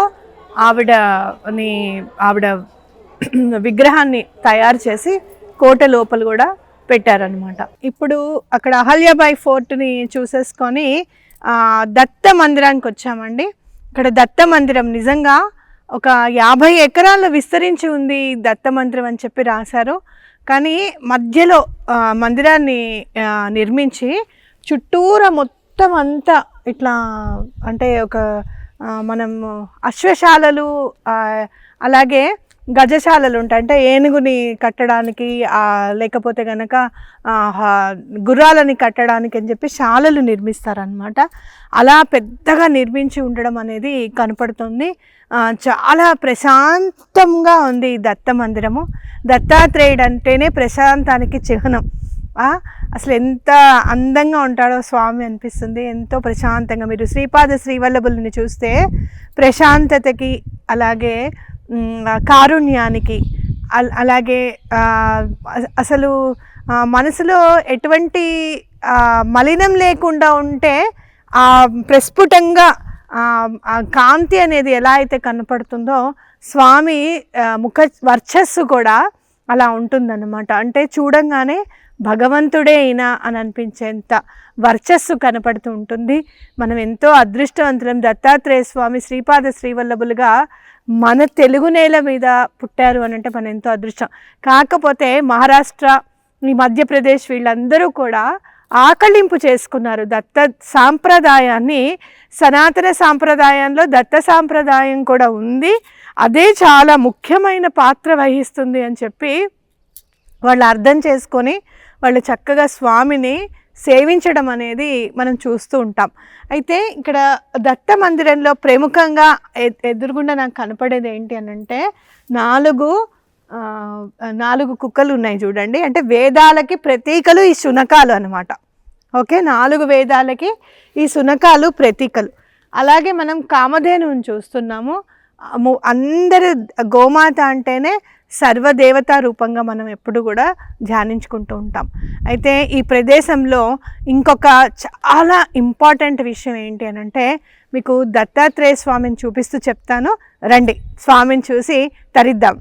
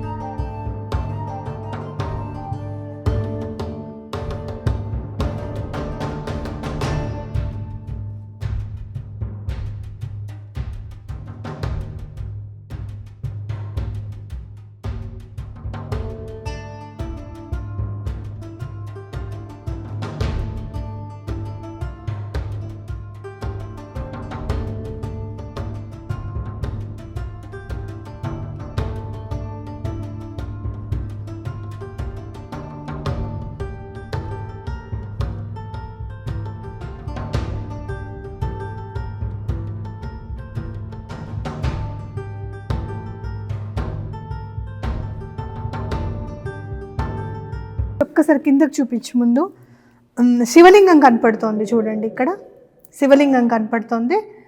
అలాగే దత్తాత్రేయ స్వామిని చూసారు కదా, మీకేమనిపించిందో చెప్పండి. చూడండి, మీకేం అనిపించింది? నేను చెప్తాను చూడండి. దత్తాత్రేయ స్వామి ఏకముఖి దత్తాత్రేయుడు అండి. ఇక్కడ ఎంత చక్కగా చూడండి, సుదర్శన చక్రము, శంఖము, శూలము, అలాగే ఆయన ఎప్పుడు కూడా వేసుకునే జోళి, శ్రీపాద శ్రీవల్లభులు వేసుకుంటారు చూడండి జోళి, అది ఖచ్చితంగా ప్రస్ఫుటంగా కనపడుతుంది. చేతిలో అక్షమాల కూడా కనిపిస్తుంది స్వామికి. ఎంత ప్రస్ఫుటంగా ఉందో చూడండి విగ్రహం. అసలు దత్తాత్రేయుడే వచ్చి నిలబడ్డాడేమో మన కోసం, ఇదిగో నన్ను చూడండి, ఇది నా రూపము అని చెప్పి ప్రస్ఫుటంగా చూపించడానికే దత్తాత్రేయ స్వామి ఇక్కడికి వచ్చారేమో అని చెప్పుకోవచ్చు. రాణి అహల్యాబాయి హోల్కర్ గారే ఈ దత్తధామాన్ని కూడా నిర్మించారు. అలాగే స్వామికి ఊంజల్ సేవ అంటే ఉయ్యాల సేవ కూడా చేస్తారు. రాత్రిపూట అనేది మనకి ఇక్కడ కనపడుతుంది. స్వామిని కూర్చోబెట్టి ఉయ్యాల ఊపుతూ ఉన్నారు. దత్తాత్రేయ స్వామిని పూజించాలి అని అంటే ఆయన రూపాన్ని మనసులో ధ్యానించుకోవాలి. పూజ మాత్రం ఆయన పాదాలకే చెయ్యాలి అని చెప్తారు. ఇక్కడ మనం చూస్తే కనుక ఇత్తడితో చేసిన పాదుకలు ఉన్నాయి. అలాగే రాయితో మార్బుల్ పాలరాయి ఉంది కదా, పాలరాయితో చేసిన పాదుకలు కూడా ఉన్నాయన్నమాట. దత్త సాంప్రదాయంలో పాదుకలకి గురుచరిత్రకి చాలా ముఖ్య పాత్ర ఉందన్నమాట. అంటే ఆ పాదుకలు దండం పెట్టుకుంటే చాలు, గురుచరిత్ర చదివితే చాలు, స్వామి రూపము మన మనసులో నిండిపోతుంది అని ఖచ్చితంగా చెప్పుకోవచ్చు. ఇక్కడున్న ఏకముఖి దత్తాత్రేయుడు నిజంగా దత్తాత్రేయ స్వామి సంకల్పంతోనే ఇక్కడికి మనం వచ్చామని చెప్పుకోవచ్చు అనమాట. ఎందుకు అనంటే నేను మొన్న ఒక బుక్ కొనుక్కున్నాను దత్తాత్రేయ స్వామిది, అన్నీ ఉంటాయన్నమాట దాంట్లో. అందులో వాసుదేవానంద సరస్వతి టేంబే స్వామి అని మీరు వినే ఉంటారు కదా, ఆయన పేరు వాసుదేవానంద సరస్వతి స్వామి వారు అనమాట. అయితే ఆయన ఏకముఖి దత్తాత్రేయ స్వామినే పూజించారట. ఆ ఫోటో వేశారు. అంటే దత్తాత్రేయ స్వామి అనగానే మనకి త్రిమూర్తి అంటే 3 ముఖాలు కనపడుతూ ఉంటాయి కదా, కానీ ఆయన మాత్రం ఏకముఖి దత్తాత్రేయ స్వామిని పూజించారు అని చెప్పి ఆ చిత్రపటం దానిలో ఉంది. అప్రయత్నంగా నేను దానికి దండం పెట్టుకోవడము, ఏకముఖి దత్తాత్రేయ స్వామిని కూడా ఉంటారా అంటే ఆయనని పూజించారు. ఎవరైనా 3 ముఖాలతో పూజిస్తారు కదా, వాసుదేవానంద సరస్వతి వంటి ఆయనే ఏకముఖి దత్తాత్రేయ స్వామిని పూజించారా అని చెప్పి నాకు అనిపించింది. ఇదిగో నేను ఇలా ఉంటాను, ఏకముఖి దత్తాత్రేయుని అయితే నేను ఇలా ఉంటాను అని చెప్పి స్వామి మనకి దర్శనం ఇచ్చారు అని నాకు ఎంతో సంతోషంగా ఉంది ఇవాళ. అంటే అప్రయత్నంగా మన మనసులో అవునా అని ఏదైనా భగవంతుడి గురించి అనుకున్నప్పుడు అవును ఇది నిజమే, ఇది చూడు అని చెప్పి ఆ భగవంతుడు మనకి రుజువు చేస్తాడు. తన ఉనికిని మనకెప్పుడు కూడా తెలియచేస్తూనే ఉంటాడు అనే దానికి ఇదొక నిదర్శనంగా చెప్పుకోవచ్చు. అయితే ఇక్కడ దత్తాత్రేయ స్వామి ఏం చెప్తారు అనేది హిందీలో రాశారండి. అది ఏం రాశారో చూడండి. ఒక్కసారి నా మార్గంలోకి వచ్చి చూడు, నీ మార్గాలన్నీ కూడా ఓపెన్ అవ్వకపోతే నన్ను అడుగు, నీకు మార్గం కనిపించకపోతే నన్ను అడుగు, ఒక్కసారి నా మార్గంలోకి రా, అలాగే నా కోసం కొంచెం ఖర్చు చెయ్యి. కుబేరుడి యొక్క భాండారమే నీ ముందు నిలబడుతుంది, అది కూడా చక్కగా నీ ముందు ఓపెన్ అయి నిలబడుతుందట కుబేరుడు భాండారం స్వామి కోసం ఖర్చు చేస్తే. మేరే లియే కడవే వచన్ సున్కర్ తో దేక్ కృపా నా బర్సేతో కహనా. ఎవరైనా నిన్ను బాధ పెడుతూ ఉంటే కేవలం విను అంతే. కడవే అంటే ఏంటి, చాలా అంటే మనకి మనసుని బాధ పెట్టే మాటలు ఏమన్నా ఉన్నాయి. ఇప్పుడు ఆర్థిక ఇబ్బందులు ఉన్నాయనుకోండి, మనం ఎవరికన్నా ఇవ్వాల్సి వచ్చాం, వాళ్ళు మనని నానా మాటలు అంటారు, మీరు అన్నం తినట్లేదా, మీరు ఇది చేయట్లేదా, అది చేయట్లేదా, మాకెందుకు ఇవ్వట్లేదు, ఇలాంటి మాటలు అంటారు. కానీ మనం తీర్చాలనుకుంటున్నాం కానీ మనకి ఆ డబ్బు రావడం లేదు. వాళ్ళు అన్న మాటలకి మీరు వినండి, స్వామి పాదాలు ఆశ్రయించండి, తప్పకుండా నా కృప నీ మీద ఉంటుంది అని చెప్తున్నారు. మేరే తరఫ్ ఆకర్తో దేక్ తేరా ధ్యాన్ నా చూడా దుంగాతో కహనా. అంటే ఇక ధ్యానం అంతా కూడా నా మీద ఒక్కసారి, నా తరఫున ఒక్కసారి రా, నా వైపుకి రా, నీ ధ్యానం ధ్యాస అంతా కూడా నా మీదే నిలబడేటట్టు చూస్తాను అని చెప్తున్నారు. అలాగే మేరే లియే అశ్రు బహాకర్ తో దేక్ తేరే జీవన్ మే ఆనంద్ కే సాగర్ న భర్దు తో కహనా. అంటే నా మీద నువ్వు కొంచెం కన్నీళ్లతో కన్నీళ్ళు కార్చావనుకో నా దగ్గర, అంటే నన్ను ఇలా అంటున్నారు స్వామి, నాకు చాలా బాధగా ఉంది, ఇలా నన్ను అనడం వల్ల నువ్వు తిరిగి అనకుండా ఆయనకు చెప్పుకున్నావు అనుకో, ఇక ఆనందం మొత్తం నీ జీవితంలో నింపుతాను అని చెప్తున్నారనమాట. మేరే లియే కుచ్ బన్కర్ తో దేఖ్ తుజే కీమ్తీ నా బనా దూ తో कहना. అంటే స్వామి గురించి నేను ఇలా పూజించాను, నేను ఇలా శ్రీపాద శ్రీవల్లభుల్ని ఆశ్రయిస్తే నాకు ఇది దొరికింది, ఇలా బుక్ నేను చూసానో లేదో ఏకముఖి దత్తాత్రేయ స్వామి అవునా అని అనుకుంటే వెంటనే కనపడ్డారు అని, ఇలా మనం ఎవరికైనా స్వామి గురించి చెప్పామనుకోండి, మనని ఒకటి మణిలాగా తయారు చేస్తారట ఆయన. అంటే కీర్తి మనకు వచ్చేటట్టు చేస్తారు. నా మార్గంలో నడువు, నిన్ను శాంతి దూతనే చేస్తాను అని అంటున్నారు. స్వయంకో న్యోఛావర్ కర్కే తో దేకో తుజే మషూర్ న బనదు कहना. అంటే నిన్ను నువ్వు నాకు అర్పించుకుంటే గనక నిన్ను అసలు మొత్తం అందరూ నిన్ను గుర్తుపట్టేటట్టుగా నేను చేస్తాను అంటున్నారు. మేరే కీర్తన్ కర్కే తో దేక్ జగత్ కా విస్మరణ్ కరాదుతో कहना. అంటే నా కీర్తన ఒక్కసారి పాడి చూడు, జగత్తునే మర్చిపోయేటట్టుగా నేను చేస్తాను అని చెప్తున్నారు. మేరీ బాతో లోగోं से करके तो देख तुझे మూల్యవాన్ నా బనాదు తో कहना. నా మాటలు ఏవైతే నేను చెప్పానో ఆ మాటలు నువ్వు 10 మందికి చెప్పు, నిన్ను అమూల్యమైన వాడిగా నేను తయారు చేస్తాను అంటున్నారు. ముజే అప్నా మదద్గార్ బనాకర్ తో దేక్ సబ్కి గులామీ సే నా చుడాదు తో దేక్. అంటే నన్ను నువ్వు మదద్గార్, నేను నీకు సహాయపడేవాడిగా నన్ను గుర్తించు, ఎవరికైతే నువ్వు సలాంలు చేయాలో, ఎవరికైతే నువ్వు తలొంచి దండం పెట్టాల్సిన పరిస్థితి రాకుండా నేను చూస్తాను అంటున్నారు. తూ మేరా బన్కర్ తో దేక్ హర్ ఏక్ తేరా నా బనా దూ తో कहना. నా వాడిగా నువ్వుండు, అందరి వాడిగా నిన్ను చేస్తాను అని చెప్తున్నారు స్వామి. అంటే ఇవన్నీ చదివితే మనకేమనిపిస్తుంది, మనకేమర్థమవుతుంది, కేవలం స్వామిని గుర్తుపెట్టుకొని స్వామి గురించి నలుగురికి చెప్తూ, స్వామి గురించి మంచి మాట్లాడుతూ, స్వామి దారిలో నడుస్తూ, స్వామినే ఎప్పుడు ధ్యానం చేస్తూ స్మరిస్తూ ఆయన కీర్తనలే పాడుకుంటూ ఉంటే ఇంకా మనకి జగత్ అంతా కూడా మన ముందు నిలబడుతుంది అని చెప్తున్నారు. ఇంకేం కావాలండి మనకి, అంతేనా కాదా? ఆయన ఏం అడుగుతున్నారు,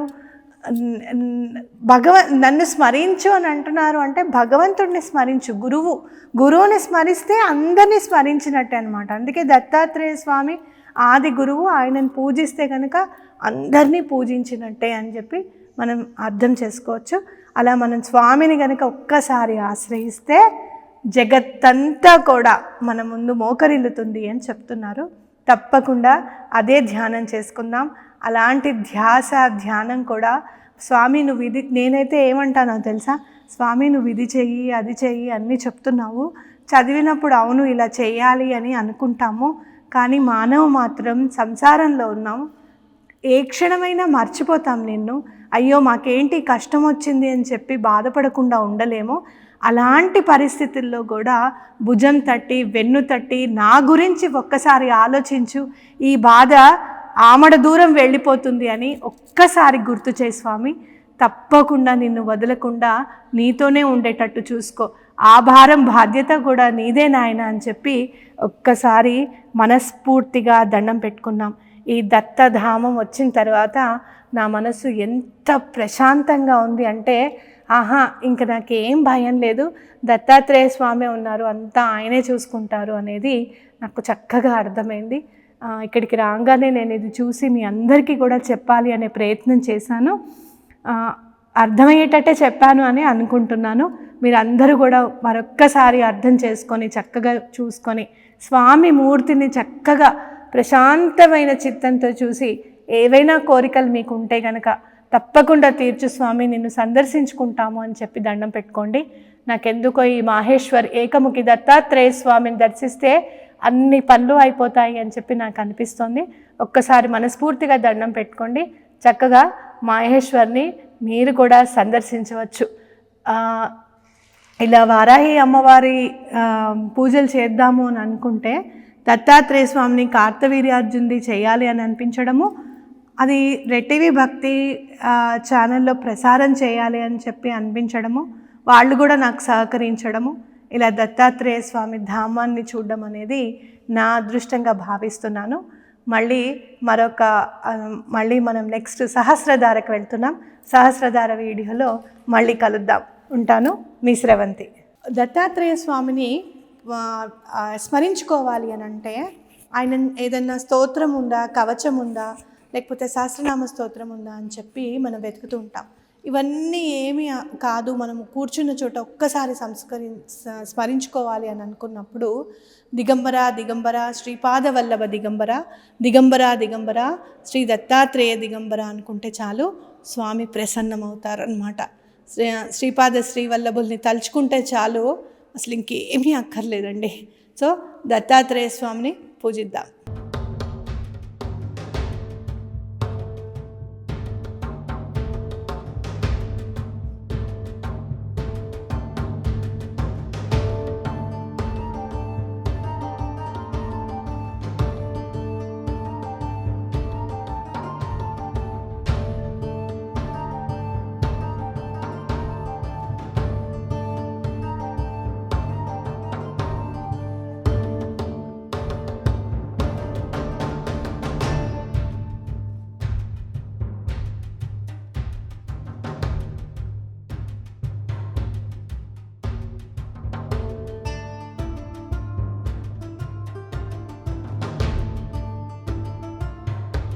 హలో నమస్తే. మనం ఇప్పుడు దత్తధామం చూసాం కదా, అక్కడి నుంచి కొంచెం దూరంలోనే ఈ సహస్రధార అనే స్థలం ఉంటుందన్నమాట. సహస్రధార అంటేనే మనకు అర్థమవుతుంది 1000 ధారలుగా నర్మదా నది 1000 ధారలుగా చీలి ప్రవహిస్తుంది ఇక్కడ అనేది మనకు తెలుసుకోవాలన్నమాట. అంటే సహస్రధార అంటే 1000 ధారలుగా చీలబడింది. అలా 1000 ధారలుగా ఎందుకు చీలబడింది అని అంటే, కార్తవీర్యార్జునుడికి సహస్ర బాహువులు అంటే 1000 బాహువులు ఉన్నాయని తెలుసు కదా. ఆయన రాణులతో జలక్రీడ ఆడుతున్నప్పుడు ఒక్కసారే నర్మదా నది ఉధృతి పెరిగిందట. పెరిగేసరికి ఆయన ఏం చేశారు, ఆయన సహస్ర బాహువులు ఒక్కసారి అయిపోయి నదిని ఆపారనమాట. అప్పుడు ఆ సహస్ర బాహువుల్లోంచి ఒక్కొక్క ధారగా చీలిపోయిందనమాట నర్మదా నది. అప్పుడు చీలిపోయి 1000 ధారలుగా ఏర్పడి ముందుకి ప్రవహించాల్సి వచ్చిందనమాట నర్మదా నదికి. కాబట్టి మరి సహస్రధారలు ఎలా చీలిపడాయి అని అంటే, ఇక్కడ మీరు చూడండి, ఒక్కొక్క రాయి దగ్గర స్పేస్ కనపడుతుంది చూడండి మీకు. అట్లా మనకి చాలా కొండలు చీలబడి ఉన్నాయన్నమాట ధారల వల్ల. కాబట్టి అలా నర్మదా నది ముందుకెళ్ళింది, చీలిపోయి తర్వాత ఎక్కడికో లాస్ట్కి చాలా దూరంకి మళ్ళీ ఏకనదిగా ప్రవహిస్తుంది అనమాట.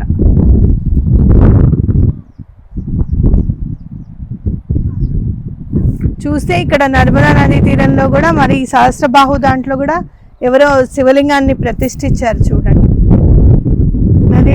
నదీ తీరంలో శివలింగాన్ని ప్రతిష్ఠించడం అనేది చాలా చాలా మంచిది అని చెప్పుకోవచ్చు. ఈ రాణి అహల్యాబాయి హోల్కర్ గారు ఒకసారి నర్మదా నది చాలా ఉధృతి పెరిగిపోయినప్పుడు ఆవిడ దండం పెట్టుకున్నారట.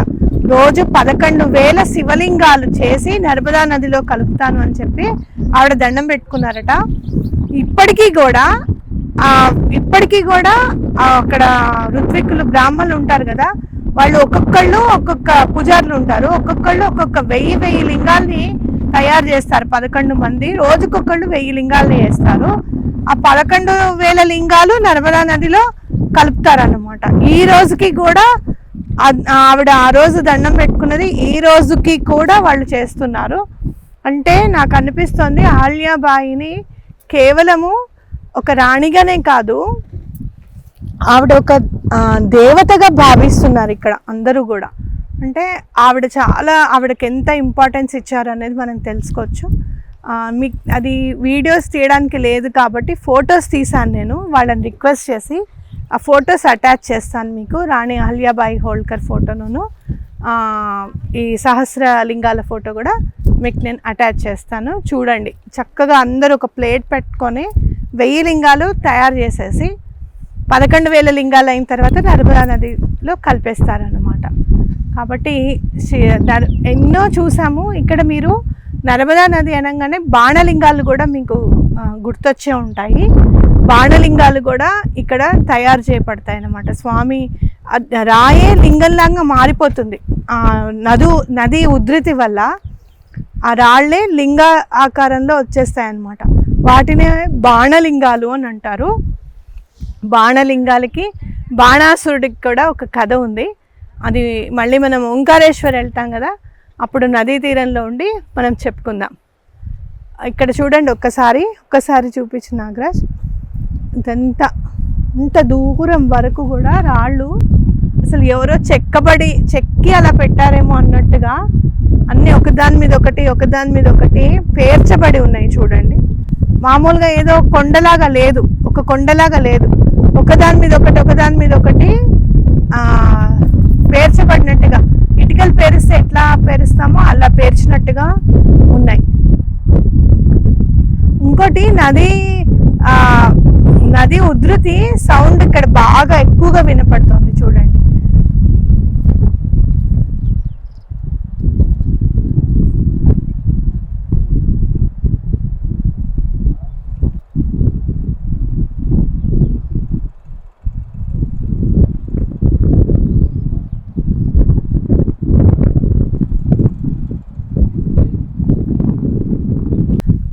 నిశ్చితంగా పరిశీలిస్తే ఆ ఉధృతి సౌండ్ అనేది మనకి వినిపిస్తుంది. అలాగే మనం ఇక్కడి నుంచి ఇప్పుడు ఓంకారేశ్వర్ వెళ్తున్నాం. అక్కడ రాజశ్యామల అమ్మవారికిను అలాగే వారాహి అమ్మవారికి కూడా మనం హోమం చేసుకుందాం, అర్చన చేసుకొని హోమం చేసుకుందాం మూల మంత్రంతో. అలాగే అమ్మవారి సహస్రనామాలతో కూడా మనం హోమం నిర్వహించుకుందాం. ఇక్కడి నుంచి మన పయనం ఓంకారేశ్వర్కి.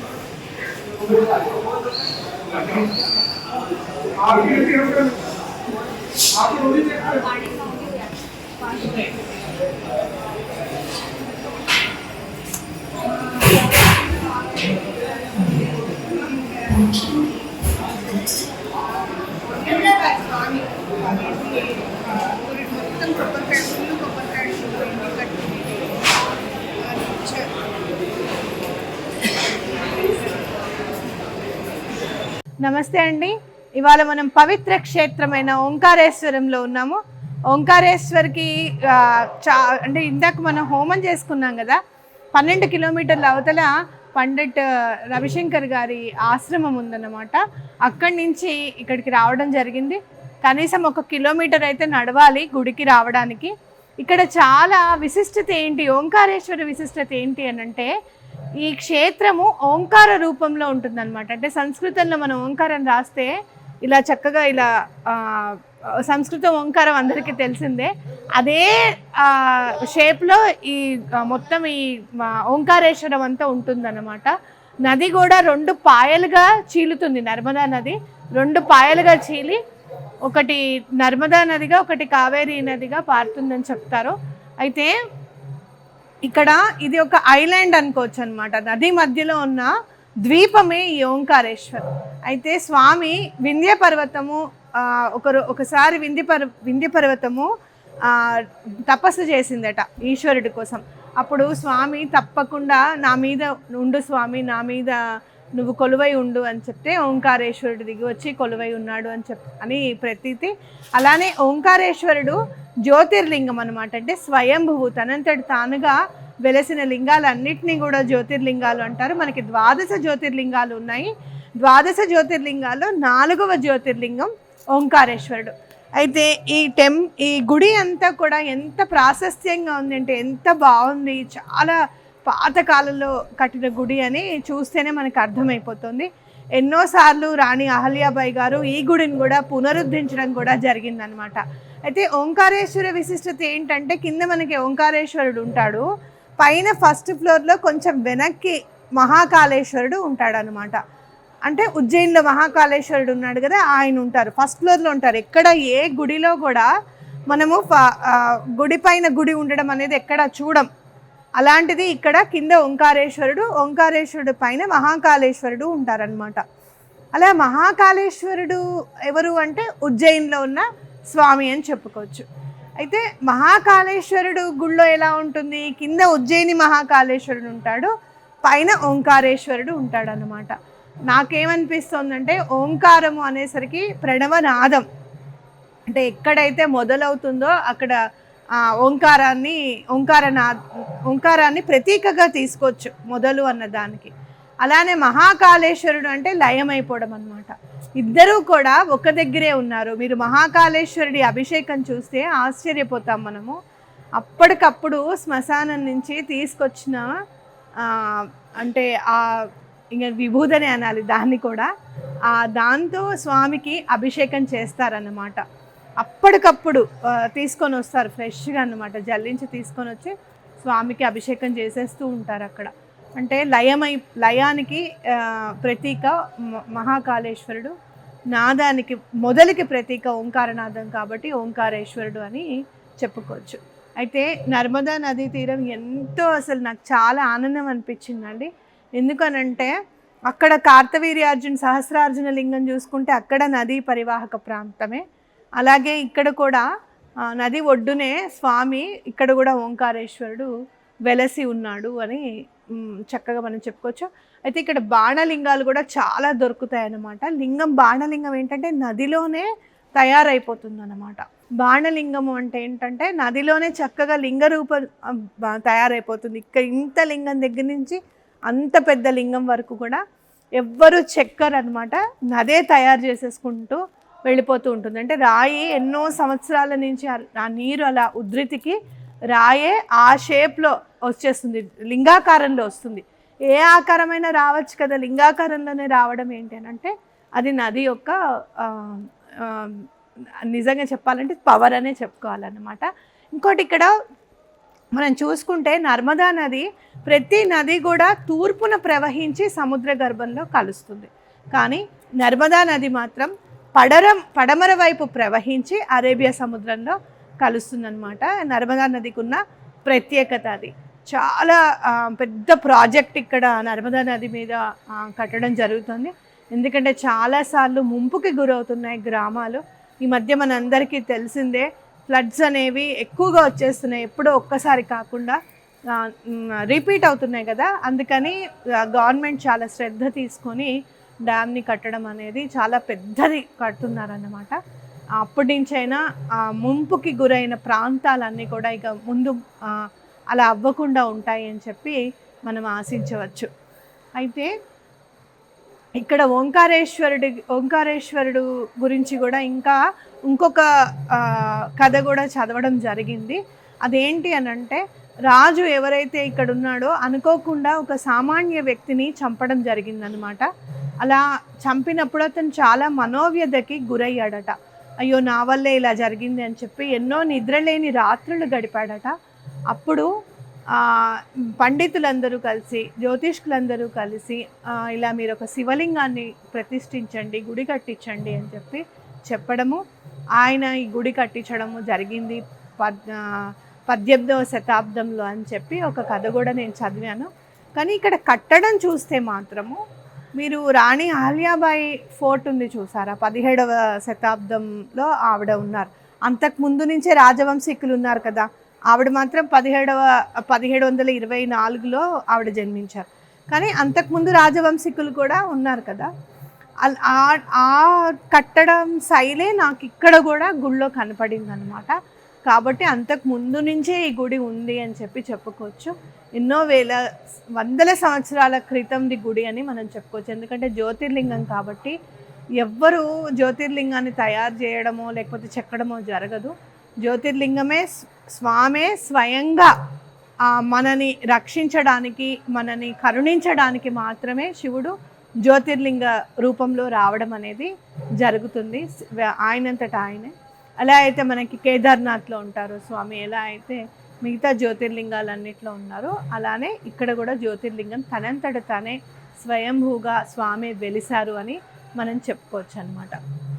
ఇట్లా ఈ మనం చక్కగా ఇంత మేము పొద్దున్నుంచి చాలా అంటే ట్రావెల్ చేసి రావాల్సి వచ్చింది. అక్కడి నుంచి 3 గంటల ప్రయాణము, తర్వాత మళ్ళీ హోమాలు అవి చేసుకోవడము, సాయంత్రము చాలా రష్ ఉంటుందేమో, చాలా దూరం నడవాలేమో, చాలా రష్ ఉంటుంది అని అనుకోవడము. అలా ఏమాత్రం రెస్ట్ లేకుండా గుడి చాలా ఖాళీగా ఉందండి. ఓన్లీ మా గురించి మేమే వెళ్ళి దర్శనం చేసుకోవడం అనేది జరిగిందనమాట. అలానే స్వామి ప్రసాదం కూడా ఇచ్చారు, చాలా సంతోషం అనిపించింది నాకు.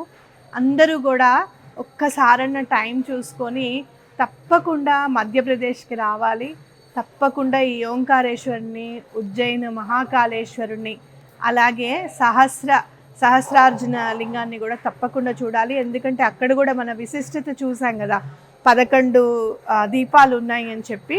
నిన్నటి కంటే కూడా ఇవాళ చదివితే ఇంకో విషయం ఏం తెలిసింది అంటే, రావణాసుడిని బంధిస్తాడనమాట ఎవరు, కార్తవీర్యార్జునుడు. బంధించినప్పుడు కార్తవీర్యార్జునుడు బంధిస్తాడు కదా, రావణాసుడి 10 తలలకి ఒక్కొక్క దీపం వెలిగించి ఆయన చేతిలో ఇంకొక దీపం పట్టుకున్నాడట. అంటే రావణాసుడి కంటే కూడా చాలా శక్తిమంతుడు ఈ కార్తవీర్యుడు అని చెప్పడానికి ఆయన 10 తలల పైన ఇంకో తల ఉన్నట్టుగా ఆయన చూయించాడు అనమాట. నీకు 10 తలలు ఉంటే అలా కాదు, నీ 10 తలలతో పాటు ఇంకొక తల కలిగిన వాడిని నేను అని చెప్పి చూయించాడు. ఆ జ్యోతులన్నీ కూడా నిరంతరాయంగా ఇప్పటికీ కూడా అవి అఖండ జ్యోతులుగా 11 జ్యోతులు వెలగడం మనకి కనపడుతుంది. చాలా అంటే ఈ క్షేత్రాలను మాత్రం తప్పకుండా సందర్శించాలి. పిల్లలకి కూడా అలా అఖండ జ్యోతి అప్పటి నుంచి వెలుగుతోంది. ఇలా ఓంకారేశ్వరుడు ఓంకార రూపంలోనే ఈ ద్వీపం ఉంటుంది. ఈ ఊరుని ద్వీపంగా అనుకోవచ్చు మనము. ఈ ఓంకార రూపంలో ఈ ద్వీపం ఉంటుంది. అందులో ఓంకారేశ్వరుడు, పైన మహాకాళేశ్వరుడు, అలాగే ఉజ్జయిన్లో కింద మహాకాళేశ్వరుడు, పైన ఓంకారేశ్వరుడు ఉంటాడు అని మనం పిల్లలకి అందరికీ చెప్తూ చాలా ఎంతో అసలు ఈశ్వరుని దర్శిస్తే, శివలింగాన్ని దర్శిస్తే ఏమీ ఉండదు కదా. మనం ఇట్లా విష్ణువుని దర్శిస్తే కనీసం అలంకారం అది అంతా కనపడుతుంది, కళ్ళు ముక్కు అవి మనలాగా ఉన్నాడు స్వామి అని ఎంతో సంతోషిస్తాం. ఈశ్వరుడు లింగాకారం అయి ఉండి ఏమాత్రం ఏది లేకుండా కూడా ఇంకా చూడాలి అనిపించేంత అందం అనేది ఆ లింగాకారంలో ఉంటుంది అని మనం చెప్పుకోవచ్చు. కాబట్టి ఈశ్వరుడిని పిల్లలకి దగ్గర చేద్దాం. ఎంతో ఈశ్వరుడికి దగ్గర అవుతే ఆటోమేటిక్గా ప్రకృతికి కూడా దగ్గర అవుతాం అన్నమాట. కాబట్టి తప్పకుండా పిల్లల్ని దగ్గర చేద్దాం, మనం కూడా దగ్గర అవుదాం. నిరంతరం స్వామి మీదే ధ్యానం ధ్యాస మనం పెట్టుకుందాం. మన చరిత్ర ఇంత గొప్పది అని చాటుదాం. సనాతన సాంప్రదాయాన్ని కాపాడడానికి మహిళ అయినా కూడా ఆవిడ ఎంత సాధించారు అనేది మనం పిల్లలందరికీ చెప్పాలి. అలాగే ఇక్కడ పెద్ద ఎత్తున ఆదిశంకరాచార్యుల విగ్రహం కూడా పైన ప్రతిష్ఠించబడిందనమాట. అది కూడా చాలా ముగ్ధ మనోహరంగా ఉంటుంది. మనందరి పిల్లలకి మన చరిత్ర గురించి చెప్పి మన సనాతన సాంప్రదాయాన్ని కాపాడే దిశలో మనం పయనిద్దాం.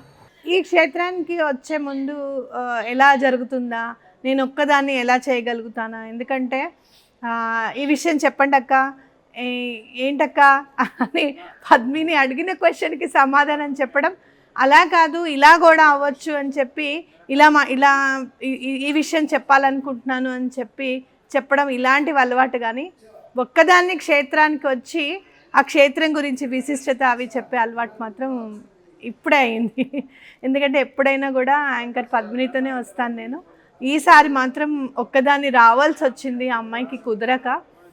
వచ్చేటప్పుడు ఎలా చేయగలుగుతానో ఏమో అని అనుకున్నాను. కానీ నాగరాజ్ మాత్రం చాలా బాగా అస్సలు కెమెరా తీయమన్నప్పుడు తీయడం, ఎంతసేపు అయినా కూడా. యాక్చువల్గా అయితే ఒకరోజు మొన్న వచ్చిన రోజు అయితే మాత్రం మార్నింగ్ మేము 7:30కి స్టార్ట్ చేసాము అంటే నైట్ 11:30 అయిందండి పడుకునేసరికి. అస్సలు ఏమాత్రం అలసిపోయానో లేకపోతే ఆకలేస్తుందనో, ఎందుకంటే సాయంత్రం 5ంటికి తిన్నాం మేము. ఏమాత్రం అసలు డిస్టర్బెన్సే లేదన్నమాట. అట్లా ఏది తీయమంటే అది తీయడము, ఏది చేయమంటే అది తీయడం నాకు చాలా హెల్ప్ చేశాడు నాగరాజు. చాలా థ్యాంక్స్. ఎందుకంటే మనతో పాటు వచ్చిన వాళ్ళకి వాళ్ళు బాగా చేసిన వర్క్ని మనం గుర్తించాలి, అది కూడా ఒక గ్రాటిట్యూడ్ కిందకే వస్తుంది అని చెప్పి నా ఉద్దేశము. నాకు ఏమాత్రం నేను ఒక్కదాన్ని వచ్చానన్న ఫీలింగ్ పోయిందనమాట. ఇక వర్క్ స్టార్ట్ అయిపోయిందంటే వర్క్లో పడిపోయాము, అలానే చేసుకుంటూ వచ్చాం. ఇంకా మిగతా క్షేత్రాలన్నీ కూడా మీకు అలానే చూపించడం జరుగుతుంది. అప్పటిదాకా నెక్స్ట్ ఇంకొక క్షేత్రానికి వెళ్ళి ఆ క్షేత్రం మహిమల గురించి, ఆ క్షేత్రంలో మనకి ఏమేమి మనం స్వామిని ఇంకా ఆధ్యాత్మికంగా దేవుడికి ఎంత తొందరగా ఇంకొంచెం అడుగు వేయడానికి ఏ క్షేత్రం దగ్గరికి వెళ్ళాలో చూసుకొని ఆ క్షేత్రాన్ని సందర్శించి ఆ క్షేత్ర మహిమ గురించి నా మాటల్లో మీకు తెలియజేయడానికి సంసిద్ధంగా ఉన్నాను. అప్పటిదాకా మరొక క్షేత్రానికి వెళ్ళి మళ్ళీ ఆ క్షేత్రం గురించి, అక్కడ ఉన్న అర్చామూర్తి గురించి, దేవతల గురించి ఇంకొక వీడియో చేద్దాం. ఏ క్షేత్రం అనేది తొందరలోనే తెలియజేస్తాను. అప్పటిదాకా ఉంటాను. ఇక్కడ ఇలా మనకి రావడానికి ముందుగా, మనం ఇంత దూరం రావడానికి అందరూ కూడా ఇక్కడ అందరూ ఎవరెవరైతే సహకరించారో వాళ్ళందరికీ కూడా కృతజ్ఞతలు చెప్తున్నాను. మళ్ళీ మరొక క్షేత్రానికి వెళ్ళి మళ్ళీ మీ ముందు ఉంటాను. మరి అప్పటి వరకు సెలవు. ఉంటాను. మీ శ్రవంతి.